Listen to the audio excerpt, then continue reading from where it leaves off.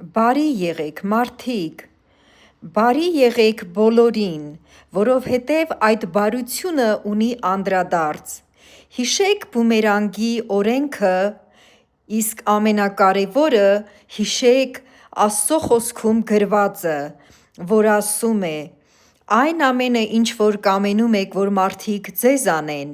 նույնը և դուք արեք: Միթե ինչ-որ մեկը ցանկանում է, որ մարդիկ իրեն չարություն անեն, վատ բան անեն: Ես կասեմ՝ ոչ և ոչ: Բոլորս էլ սիրում ենք, որ մարդիկ մեր հանդեպ բարի բաներ են անում: Դրա համար մենք էլ անսահմանափակ